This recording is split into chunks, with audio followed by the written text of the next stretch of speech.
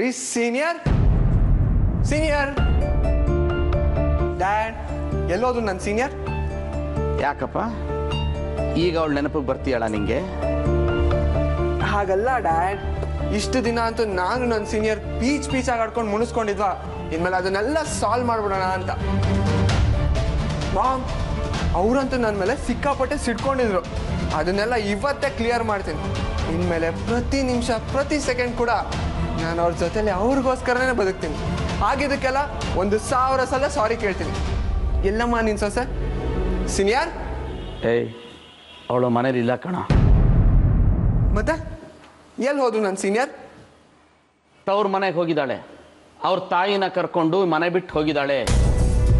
What dad, ತಮಾಷೆ ಮಾಡಬೇಡಿ. ಎಲ್ಲಿ ಹೋದ್ರು ನನ್ನ ಸೀನಿಯರ್? ಅಯೋಗ್ಯ, ನಿಜವಾಗ್ಲೂ ಹೇಳ್ತಾ ಇದ್ದೀನಿ, ಅವಳು ಮನೆ ಬಿಟ್ಟು ಹೋಗಿದ್ದಾಳೆ. ಮತ್ತೆ ಯಾವತ್ತೂ ಅವಳು ಈ ಮನೆಗೆ ಬರೋದಿಲ್ಲ.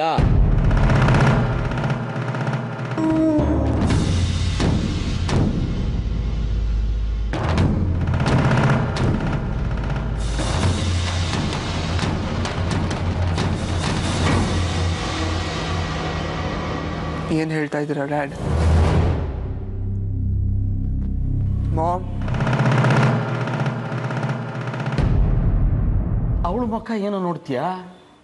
ನಿನ್ ಹೆಂಡತಿ ಮನೆ ಬಿಟ್ಟು ಹೋಗೋದಿಕ್ಕೆ ಅವಳೇ ಕಾರಣ.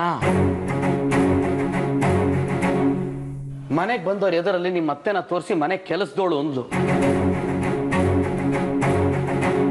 ತಾಯಿಗೆ ಅವಮಾನ ಆಗೋದನ್ನ ಯಾವ ಮಗಳು ತಾನೇ ಸಹಿಸ್ಕೋತಾಳೆ ಹೇಳು? ನಮ್ಮ ಅಮ್ಮನಿಗೆ ಗೌರವ ಇಲ್ದೇ ಇರೋ ಜಾಗದಲ್ಲಿ ನಾನು ಇರಲ್ಲ ಅಂತ ಅವ್ರ ಅಮ್ಮನ್ನ ಕರ್ಕೊಂಡು ಮನೆ ಬಿಟ್ಟು ಹೋದ್ಲವಳು.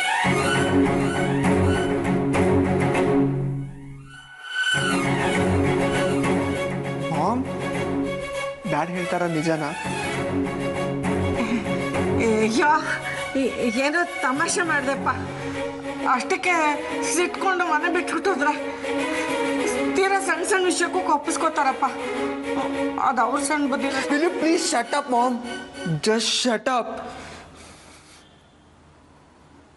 ನನ್ನ ಸೀನಿಯರ್ನ ಮನೆ ಬಿಟ್ಟು ಆಚೆ ಹೋಗಂಗೆ ಮಾಡಿದೆ ನೀನು. ಓ ಗಾಡ್, ಪಾಪ ಅವರಮ್ಮ, ಪಾಪದ ಹೆಂಗಸು ಕಣಮ್ಮ ಅದು. ಅವ್ರನ್ನೆಲ್ಲ ಮನೆ ಕೆಲಸದವರು. ಛೇ, ಎಲ್ಲಿ ಹೋಗ್ತಿದ್ಯೋ? ಸುಡ್ಗಾಡ್ಗೆ ಹೋಗ್ತಾ ಇದ್ದೀನಿ. ಮಾಡೋದೆಲ್ಲ ಮಾಡ್ಬಿಟ್ಟು